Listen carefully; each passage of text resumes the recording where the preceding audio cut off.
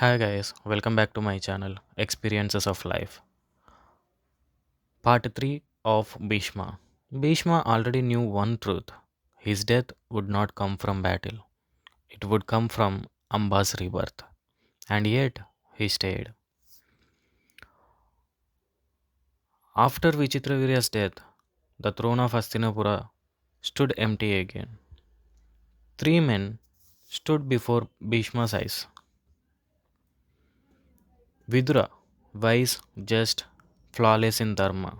Bhishma knew Vidura would be the greatest king. But Dharma itself rejected him because he was born to a maid. He was removed from the equation. Bhishma stayed silent. Then came Dhritarashtra, the elder son. By right, the crown was his. Bhishma supported him, but fate took another turn blindness. Once again, Bhishma stopped back. Finally, Pandu became king, not because he was the best, not because Bhishma chose him, but because there was no other option, and Bhishma accepted it. That became the pattern of his life. Years passed, kings changed, generations were born. Bhishma remained unchanged, undefeated, unmoving. He raised the Kuru princess, protected the throne, defended the kingdom, but he never corrected it. When adharma grew, Bhishma saw it. When injustice happened, Bhishma knew it. But his vow was clear: I will protect the throne, not judge it. And that silence planted the seeds of Kurukshetra. Then the war arrived. Kurukshetra. The war that Bhishma had spent his entire life preventing stood before him. And he chose the side of throne because of the oath he given to his father. Not the side of dharma, not the side of truth, the side of his oath. On the battlefield of Kurukshetra, Bhishma was unstoppable. No warrior could defeat him, no weapon could bring him down. Even the Pandavas could not move forward until fate returned. Amba had returned. As Shikandi, the one Bhishma would never raise weapon against. Bhishma saw him and smiled. He lowered his weapons, not in defeat but in acceptance.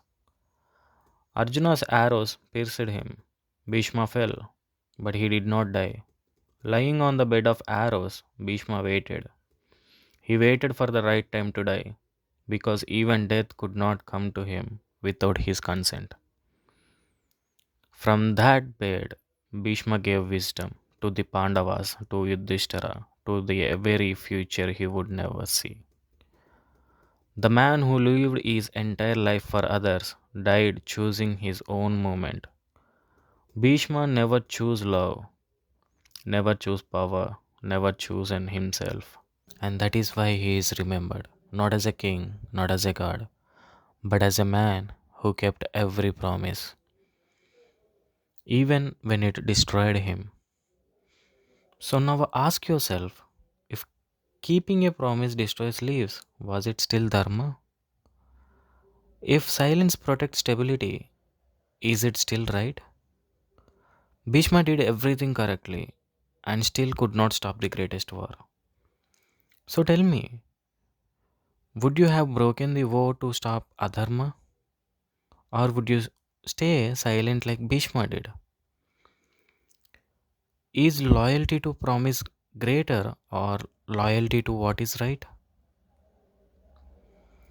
There is no right answer because we never lived his life. Yet, give your point of view in the comments. Until the next video, take care. Bye bye.